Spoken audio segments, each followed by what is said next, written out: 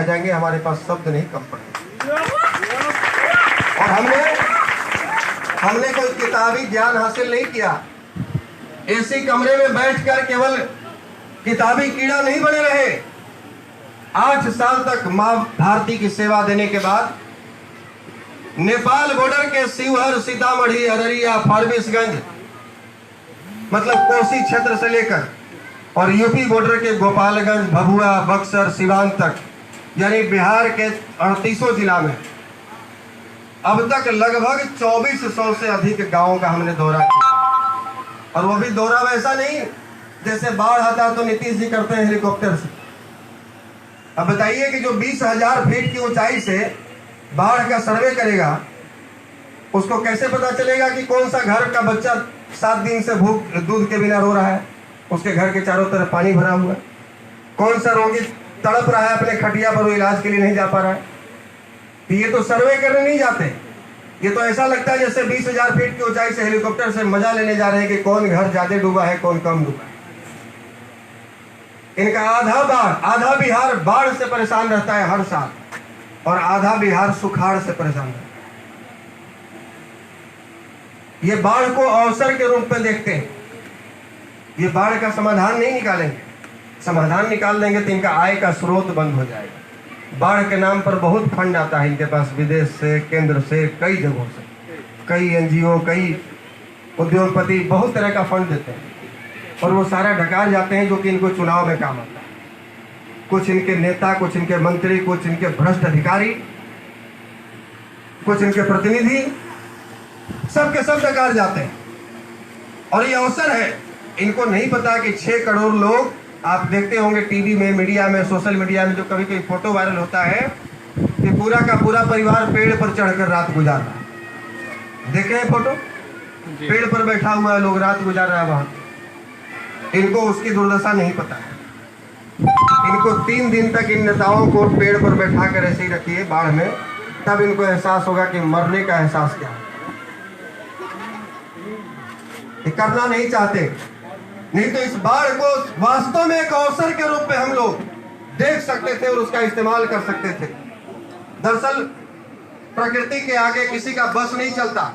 बिहार यहाँ है, एक तरफ नेपाल, एक तरफ झारखंड, और नेपाल भी पहाड़ी एरिया और झारखंड भी पहाड़ी क्षेत्र। बारिश होती है तो पानी, नेपाल का भी पानी बिहार में और झारखंड का भी पानी बिहार में। तो नीतीश जी में इतनी औकात तो है नहीं कि उसका पानी पी जाएंगे, लेकिन उसको एक अवसर के रूप में ले सकते थे। जो आधा बिहार बाढ़ से डूबता है, मरता है, और आधा बिहार जो सुखाड़ से मरता है।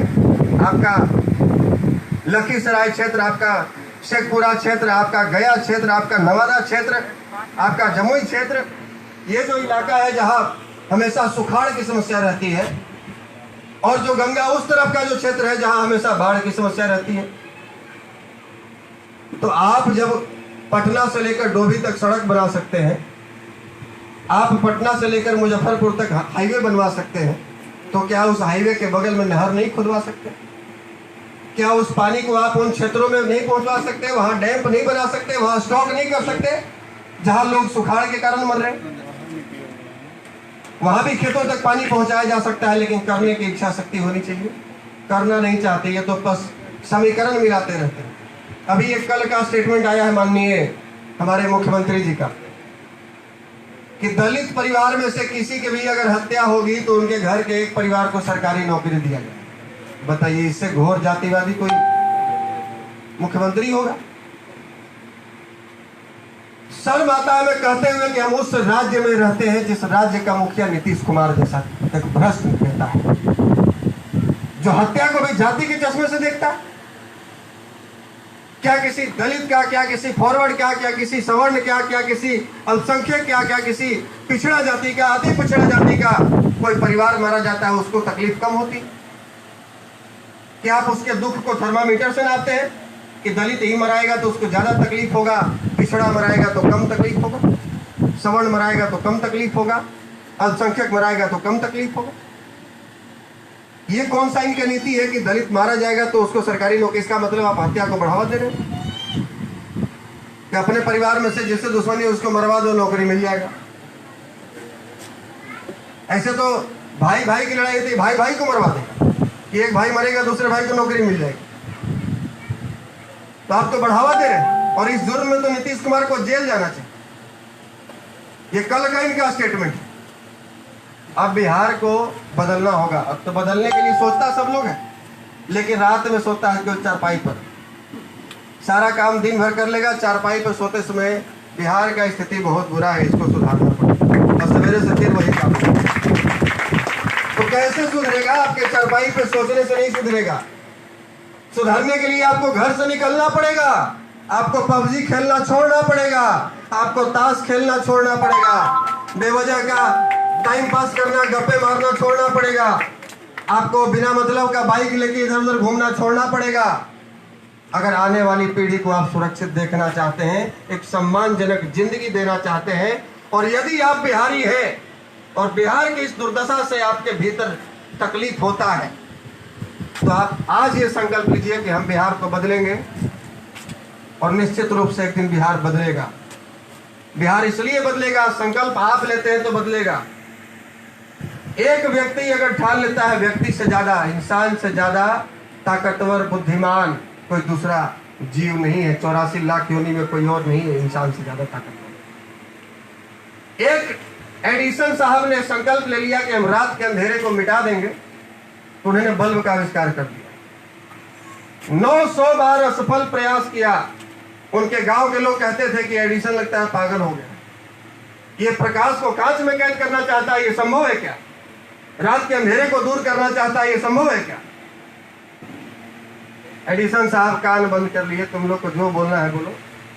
900 बार आविष्कार का कोशिश किए, कभी बल्ब जले भाग से फूट जाए, कभी फ्यूज हो जाए, कभी ब्लास्ट कर जाए, कभी जले ही नहीं, कभी थोड़ा देर जले ब्लास्ट हो जाए।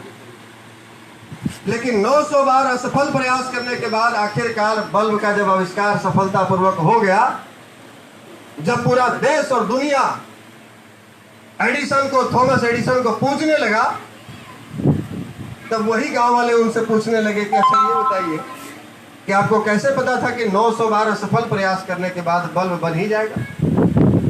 उन्होंने कहा कि बल्ब तो उसी दिन बन गया था जिस दिन हमने ठान लिया था कि हमको बल्ब बनाना है। ये जो समय लगा, ये प्रोसेस के लिए। इसलिए बिहार उसी दिन बदल गया जिस दिन आपने ठान लिया कि मुझे बिहार बदलना है। और ये अब संकल्प लीजिए कि न नीतीश को वोट करेंगे, न तेजस्वी को सपोर्ट करेंगे, जो बिहार की बात करेगा वही बिहार पर राज करेगा। ये संकल्प होना चाहिए, तभी बिहार बदलेगा। और बिहार बदलने के लिए बिहार के 6.5 करोड़ युवाओं को खड़ा होना पड़ेगा। तमिलनाडु, पंजाब, हरियाणा का युवा बिहार बदलने नहीं आएगा, ये संकल्प लेना पड़ेगा।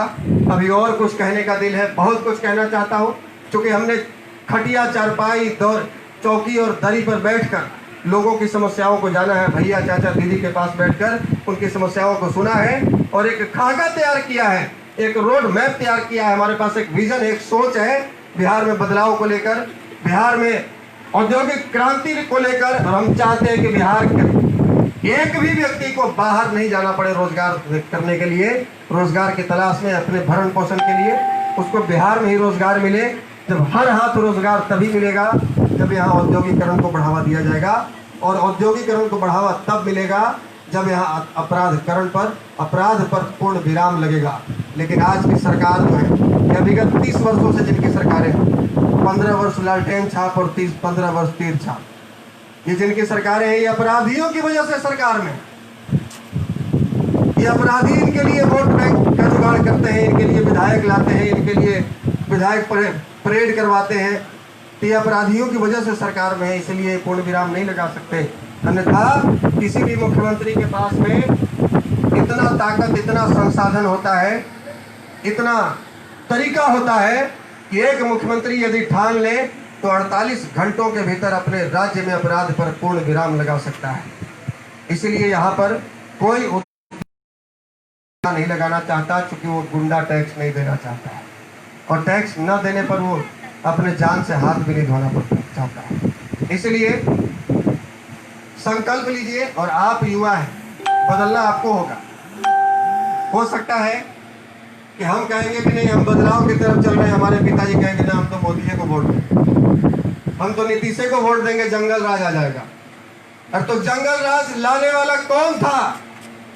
लालू को सत्ता पर किसने बैठाया? आपने बैठाया है। और लालू जब सत्ता के नशा में चूर हो गए, जब अपराध सर चढ़कर बोलने लगा, तो लालू को हाथ पकड़कर सत्ता से उतारने वाले भी आप ही लोग थे, कोई दूसरा नहीं था। और लालू का विकल्प के रूप में नीतीश को सत्ता में बैठाने वाले आप लोग थे। और अब नीतीश का सत्ता का जो नशा है वो सर चढ़कर बोल रहा है। तो हमको पूर्ण विश्वास है कि 2020 में आप ही लोग नीतीश को हाथ पकड़ के सत्ता से नीचे उतारेंगे। बदलाव जरूरी, और बदलाव परमानेंट बदलाव, वैकल्पिक नहीं। चतुरानंद से बिहार को मुक्ति दिलाना होगा।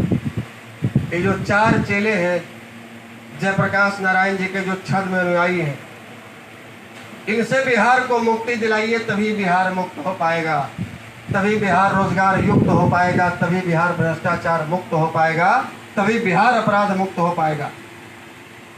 आइए संकल्प लेते हैं। समस्याओं पर अगर बात करते रहे, समस्याओं को गिनाते रहे, बिहार में ये तो तय ही नहीं करना कि हमको चुनना क्या है। यहाँ ये नहीं तय करना है बिहारियों को बिहार के 12 करोड़ लोगों के सामने सबसे बड़ी समस्या क्या है।